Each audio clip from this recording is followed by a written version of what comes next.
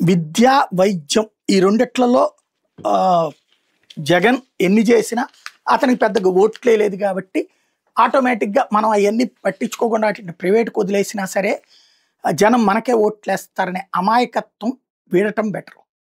మనకి ఇంట్లో తండ్రి నిరంతరం అన్నం పెడతాడు, అమ్మ నిరంతరం వండి పెడుతుంది. వాళ్ళ విలువ తెలియదు. ఏముంది వాళ్ళ పని వాళ్ళు చేస్తున్నారు అనిపిస్తుంది. వీళ్ళిద్దరూ ఊరు వెళ్ళారనుకోండి, అప్పుడు ఏ ఒక రోజు 2 రోజుల దాకా ప్రాబ్లం లేదు. ఏ బంధువుల ఇంట్లోనో తింటే, ఏ హోటల్లోనో తింటే డబ్బులతో. ఆ తర్వాత అదే వీళ్ళు నెల రోజులు లేరనుకోండి, అప్పుడు నొప్పి తెలుస్తుంది. అప్పుడు అమ్మ విలువ తెలుస్తుంది, నాన్న విలువ తెలుస్తుంది.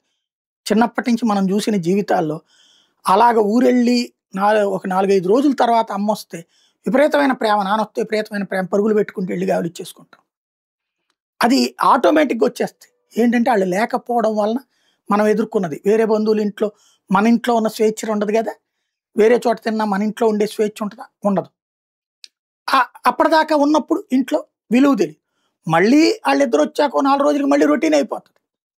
ప్రభుత్వ ఆసుపత్రులు, ప్రభుత్వ స్కూళ్ళు, ప్రభుత్వ కాలేజీలు అట్లాంటివి అవి మనకు అందుబాటులో ఉన్నప్పుడు, భోజనం పెడుతున్నప్పుడు, మంచి యూనిఫామ్ ఇస్తున్నప్పుడు, మంచి ట్రీట్మెంట్ ఇస్తున్నప్పుడు విలువ తెలియదు. ఇంకా మంచి మందులు ఇస్తున్నప్పుడు అదంతా హాస్పిటల్ బాగానే జరుగుతుంది అనేది అనుకుంటారు, అయిపోతుంది.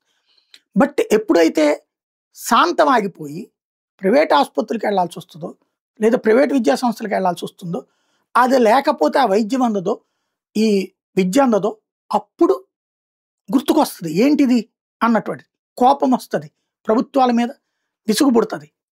అప్పుడు ప్రతిపక్షం చెప్పే మాటకి విలువ వస్తుంది. జగన్కి ఆ విలువ మీరు ఇవ్వబోతున్నారు, ఇస్తున్నారు.